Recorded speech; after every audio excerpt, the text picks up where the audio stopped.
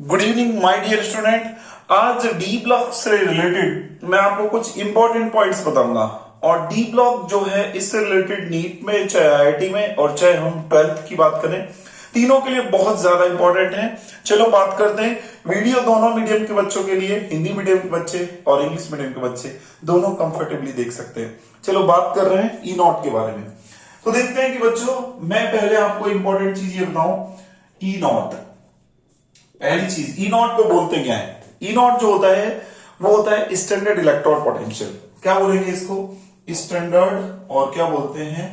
Electrode potential. Standard electrode potential का मतलब क्या होता है बच्चों?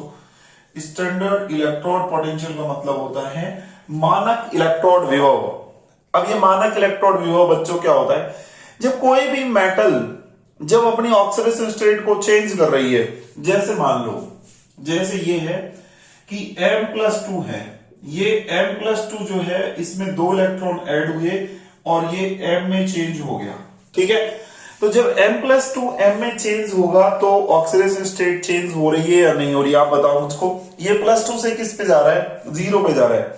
तो +2 से अपने आप को 0 में लेके जा रहा है, तो इसकी ऑक्सीडेशन स्टेट क्या हो रही है? चेंज हो रही है। ऑक्सीकरण अवस्था इसकी चेंज हो रही है। मानक इलेक्ट्रॉन विभव की अपन बात कर रहे हैं। और जब ऐसे ऑक्सीडेशन स्टेट चेंज होगी तो यहाँ पे पॉजिटिव चार्ज है, यहाँ पे चार्ज ही नहीं है, चार्ज में डिफरेंस आ जाएगा बच्चों। और जब चार्ज में डिफरेंस आ जाता है तो पोटेंशियल जनरेट हो जाता है, विभव उत्पन्न हो जाता है। ठीक है, तो अब यहाँ पे जब विभव की बात करेंगे कि पोटेंशियल कितना जनरेट होगा, तो बच्चों उसको कैलकुलेट करना पड़ता है।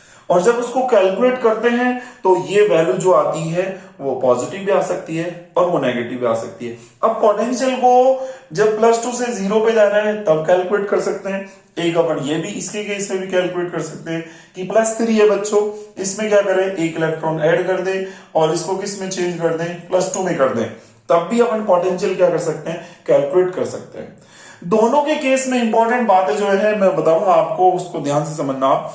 सबसे पहली चीज कि इसके केस में अगर ई नॉट की वैल्यू जो है वो पॉजिटिव आ जाए, पॉजिटिव आ सकता है, ये नेगेटिव आ सकता है, पहली चीज। और जब पॉजिटिव आ जाता है तो उसका क्या सिग्निफिकेंस है, क्या उसका महत्व है, वो देखेंगे। ऐसे इसके केस में पॉजिटिव आ सकता है और क्या आ सकता है बच्चों? नेगेटिव आ सकता है। ठीक है, तो उसके केस में उसका क्या सिग्निफिकेंस है? एक बार बता दूं, मैं थोड़ा सा इलेक्ट्रोकेमिस्ट्री काम में लेते हैं, विद्युत रसायन काम में लेते हैं, वहां पे एक फॉर्मूला पढ़ते हैं, डेल्टा G0 इज टू पढ़ते हैं माइनस में NF, और क्या पढ़ते हैं? E0 पढ़ते हैं। ठीक है, इसको क्या बोलते हैं बच्चों? इसको बोलते हैं गिब्स फ्री एनर्जी। ठीक है, गिब्स मुक्त ऊर्जा इसको बोलते हैं। ऊपर नॉट आ गया तो इसको बोलते हैं स्टैंडर्ड, मानक बोल देते हैं इसको। इसको भी क्या बोल देते हैं? मानक, स्टैंडर्ड बोल देते हैं।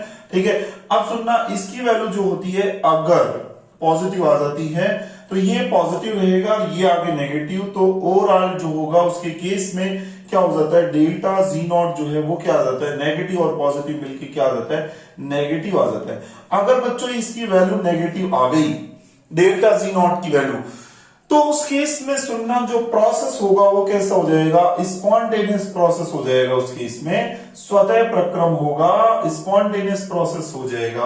और जब बच्चों स्पॉन्टेनियस प्रोसेस होता है तो उस केस में चाहे इसकी बात कर लें और चाहे इसकी बात कर लें, वो चीज होके रहेगी। और उस केस में कंक्लूजन क्या निकालेंगे हम? यहां पर अगर मान लो ये ई नॉट पॉजिटिव आया तो कंक्लूजन बोलोगे कि बच्चों ये प्रोसेस फिर होगा, डेफिनेट होगा। और अगर होगा तो उस केस में ये इसमें कन्वर्ट ज्यादा होगा, ये ज्यादा बनेगा, तो ये ज्यादा बनेगा तो ये मोर स्टेबल होगा। और अगर ये मोर स्टेबल होगा तो उस केस में M जो रहेगी, जिसकी ऑक्सीडेशन स्टेट कितनी है बताओ? 0, वो क्या होगा? इज मोर स्टेबल, ये ज्यादा स्टेबल होगा। किसके केस में, किसके कंपेयर में? ये अपन बोलेंगे is more stable then M+2, M+2 के कंपेयर में ये ज्यादा स्टेबल होगा अगर ई नॉट यहां पे पॉजिटिव आता है। इसके केस की मैं बात कर रहा हूं। अब दूसरे के केस की बात करें, सुनना, दूसरा केस इसी में बात करें, पहले इसकी बात कर लेते हैं। ठीक है, अच्छा, दूसरा केस इसमें बात करें, दूसरा इसी के केस की बात करेंगे। अगर मान लो ई नॉट की जो वैल्यू है इसमें क्या आ जाती है? नेगेटिव आ जाती है। ठीक है, तो उस केस में क्या देखोगे आप? यहां पे नेगेटिव रखोगे, और अगर यहां पे आपने नेगेटिव रख दिया इस केस में, तो तो यहां पर जो डेल्टा जी नॉट है आपका वो क्या आ जाएगा, ये नेगेटिव, ये नेगेटिव मिलके हो जाएगा पॉजिटिव। और अगर ये पॉजिटिव हो गया तो बच्चों प्रोसेस नॉन स्पॉन्टेनियस हो जाएगा, असतः होगा। और अगर असतः हो गया, नॉन स्पॉन्टेनियस प्रोसेस हो गया, तो वो प्रोसेस नहीं होता, ठीक है, उसकी होने की जो टेंडेंसी है वो बहुत कम होती है। अगर नॉन स्पॉन्टेनियस हो गया तो उस केस में प्रोसेस ही नहीं होगा, यानी ये इसमें ज्यादा कन्वर्ट नहीं होगा। और अगर ये इसमें ज्यादा कन्वर्ट नहीं होगा तो m+2 जो रहेगा वो क्या होगा, ज्यादा स्टेबल होगा इस केस में। इस केस में अपन ये बोलेंगे कि m+2 जो रहेगा वो इज मोर स्टेबल, ज्यादा स्टेबल होगा किसके कंपेयर में, then m0, zero oxidation state के कंपेयर में। यहां पर जीरो ये वाली इसकी, ठीक है। तो ये अपन बोलेंगे, तो दो इंपॉर्टेंट मैंने आपको फैक्ट बताया, पॉजिटिव होगा तो क्या होगा अगर ई नॉट की वैल्यू, और नेगेटिव अगर ई नॉट की वैल्यू आती है तो क्या होगा। अब सुनना बच्चों कि यहां पर जब +2 से अपन 0 पे जाते हैं तो उसके केस में क्या होता है, सिर्फ और सिर्फ कॉपर के केस में जो होती है वैल्यू जो आती है वो क्या आती है, वो पॉजिटिव आ जाती है। कॉपर के केस में क्या होता है, copper, in case of copper, copper की बात करें तो कॉपर के केस में ऐसा हो जाता है, in case of Cu E not जो होता है वो क्या आ जाता है, पॉजिटिव आ जाता है। और ई नॉट पॉजिटिव आता है मतलब इसकी जो वैल्यू आती है वो 0.34 वोल्ट आती है। तो इसके केस में आप क्या बोलोगे, इसके केस में आप ये बोलोगे, सो लिखोगे यहां पे पॉजिटिव अगर आती है तो कॉपर का Cu जो रहेगा, जीरो ऑक्सीडेशन स्टेट, वो क्या होगा, इज मोर स्टेबल, ज्यादा स्थायी होगा देन किसके कंपेयर में, Cu और क्या +2 के कंपेयर में, ठीक है। तो क्या होता है कि एक इंपॉर्टेंट बात मैं बताऊं आपको कि कॉपर के केस में जब ये पॉजिटिव आता है नॉट, तो ये जो रहेगा लेस स्टेबल होता है Cu+2, ठीक है। Cu+2 लेस स्टेबल होता है, लेकिन बच्चों ध्यान रखोगे Cu+2 जो रहेगा वो लेस स्टेबल है बट इज मोर स्टेबल होगा।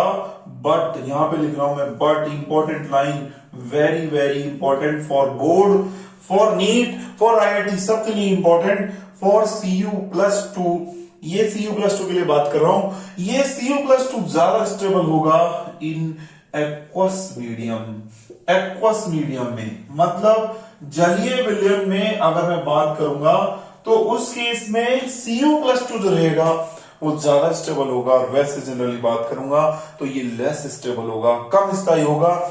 जलीय विलयन में क्या हो जाता है, क्योंकि जलीय विलयन में एक जबरदस्त बात हो जाती है, क्या हो जाती है बच्चों, Cu+ जो रहेगा वो अपने आप को क्या करता है, Cu+2 में चेंज करता है और Cu में चेंज कर देता है। मतलब डिस्प्रपोर्शनेशन, असमानुपातन अभिक्रिया हो जाती है।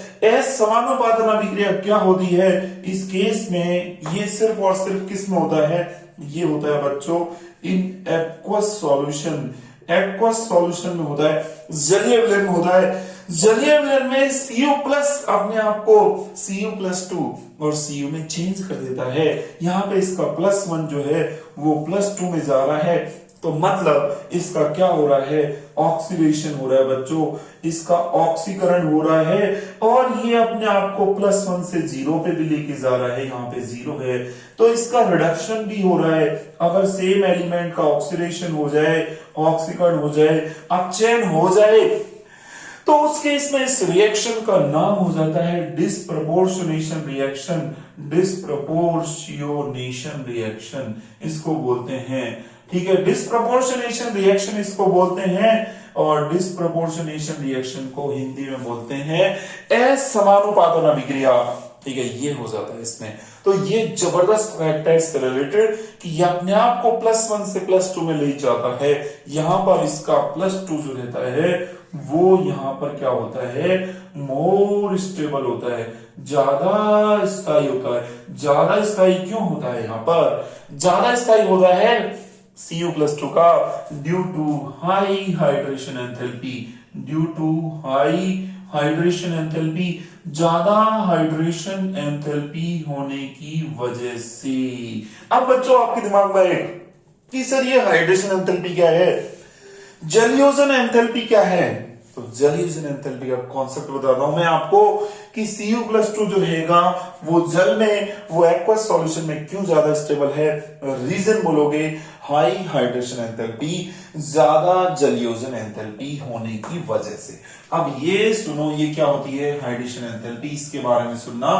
तो हाइड्रेशन एंथैल्पी का मतलब सिंपल सा एक यही होता है कि वाटर के मॉलिक्यूल्स क्या करेंगे, इसको सराउंड ज्यादा करेंगे। वाटर के मॉलिक्यूल इसको ज्यादा सराउंड करेंगे, और वाटर के मॉलिक्यूल जब इसको ज्यादा सराउंड करेंगे ऐसे, देखो यहां पर Cu+2 है, इसको वाटर के मॉलिक्यूल ऐसे सराउंड करेंगे। एक ये आएगा वाटर का मॉलिक्यूल इधर से दूसरा वाटर का मॉलिक्यूल आएगा ऐसे, इधर से तीसरा आएगा ऐसे, इधर से चौथा आएगा ऐसे।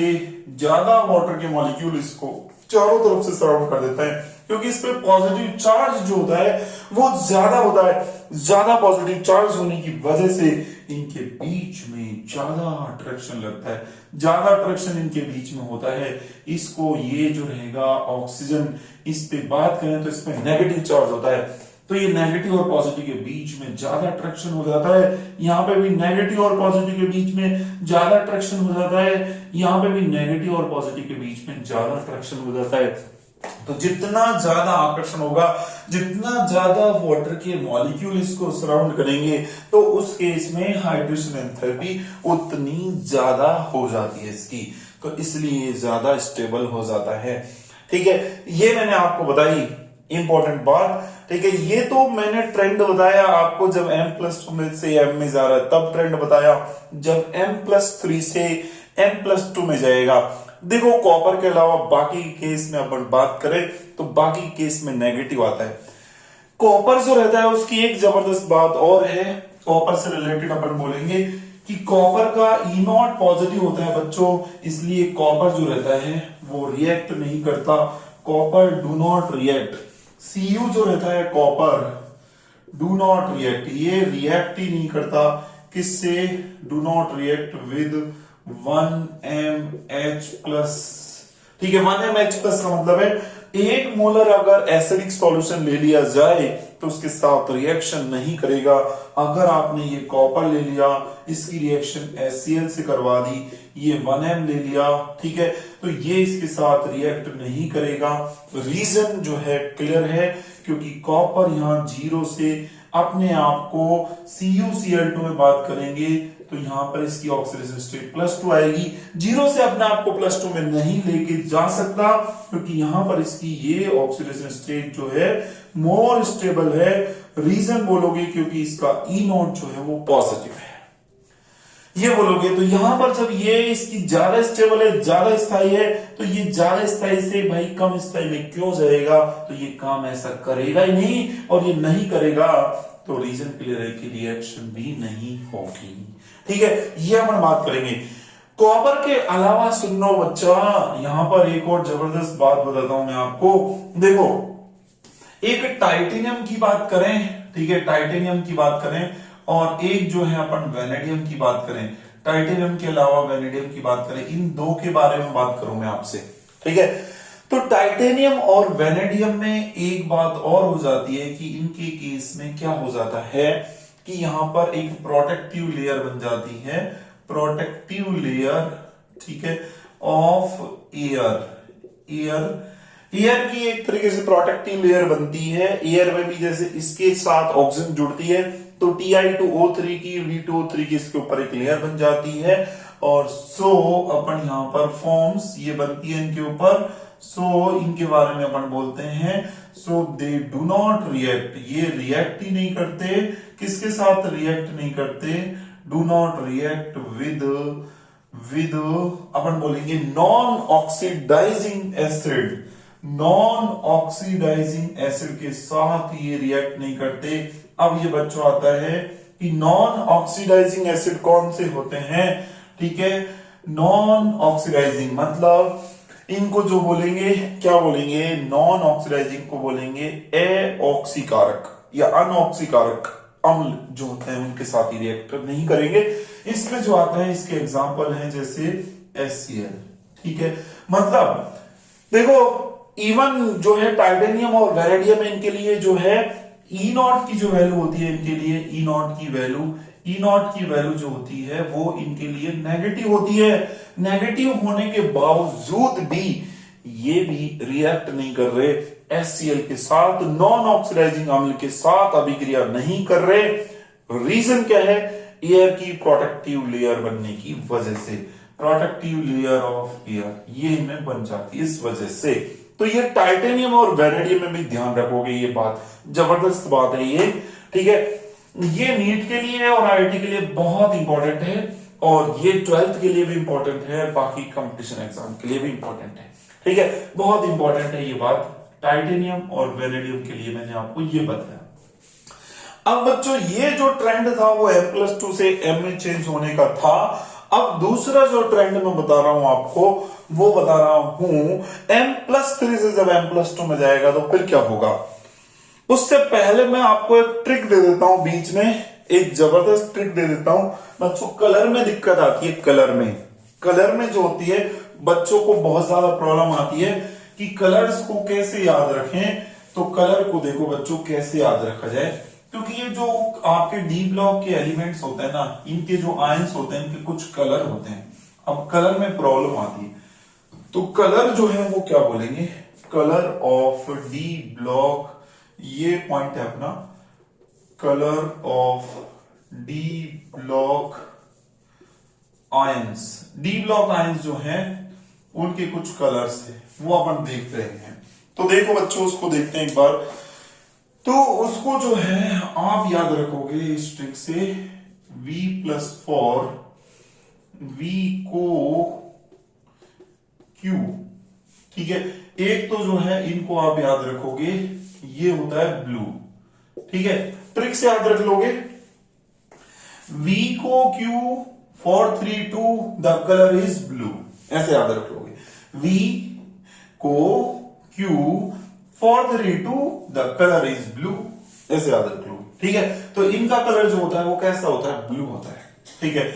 एक जो है आप याद रखोगे Mn का, Mn+2, ठीक है, और एक CO+2, इनका याद रखोगे।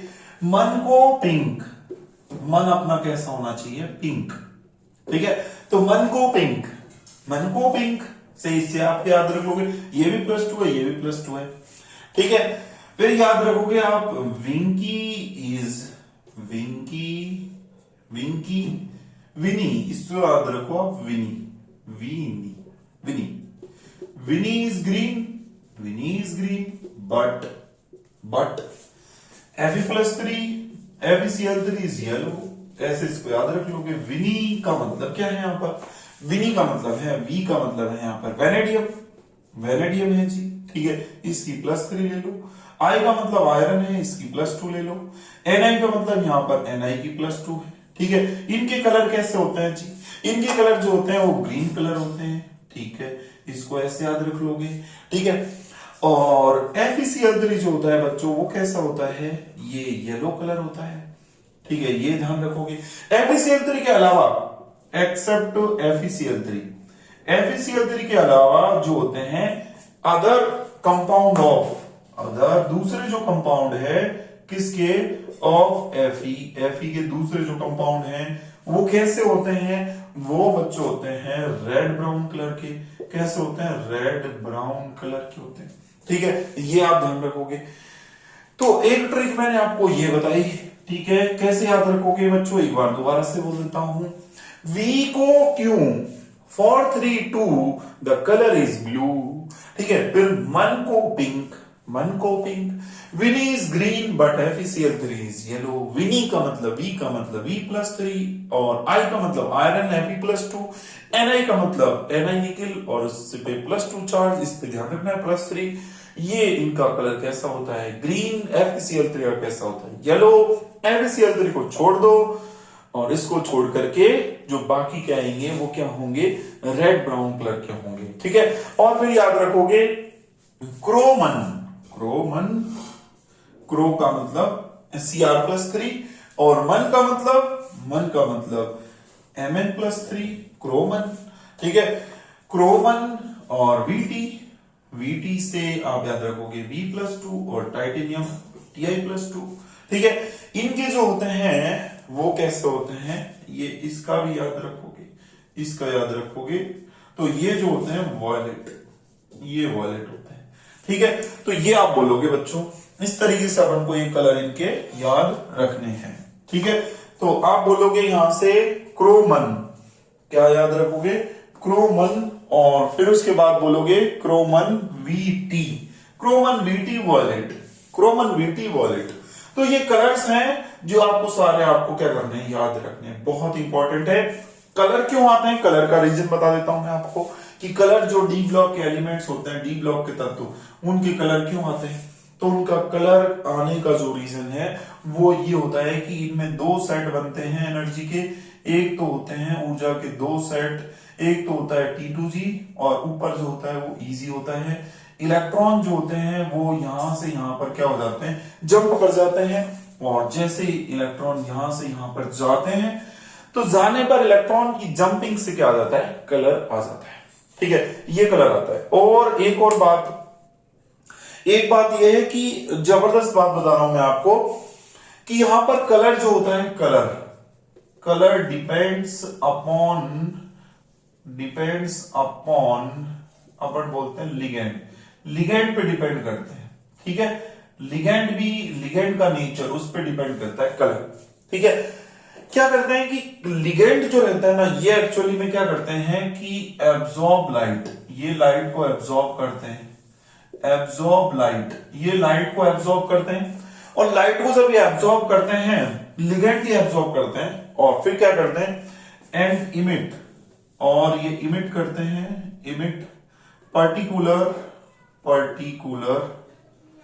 फ्रीक्वेंसी ऑफ लाइट, फ्रीक्वेंसी की लाइट को क्या करेंगे, ये इमिट करेंगे, और उसी के अकॉर्डिंग क्या आएगा, कलर ऑब्जर्व्ड, कलर उसी के अकॉर्डिंग आएगा। मैंने एक जबरदस्त बात बोली बच्चों, क्या होता है कि जो ये कॉम्प्लेक्स होते हैं, सॉरी ये जो डी ब्लॉक के आयंस होते हैं, इनके इतने सारे मैंने कलर बताए, वो कलर किस पे डिपेंड कर रहे हैं, किस पे निर्भर करते हैं, वो लिगेंड पे निर्भर करते हैं, लिगेंड के नेचर पे डिपेंड करते हैं। लिगेंड क्या करते हैं, जैसे लाइट जब कॉम्प्लेक्स पे पड़ती है, संकुल यौगिकों पे पड़ेगी, डी ब्लॉक के तत्वों पे पड़ेगी, तो वो क्या करते हैं कि लाइट को एब्जॉर्ब करेंगे, और फिर वही क्या करते हैं कि एक पर्टिकुलर फ्रीक्वेंसी की लाइट को इमिट करेंगे, बाहर निकालेंगे। ठीक है, एक निश्चित आवृत्ति की जो प्रकाश है उसको क्या करते हैं, बाहर निकालते हैं, और उससे क्या आ जाता है, इनका कलर आ जाता है।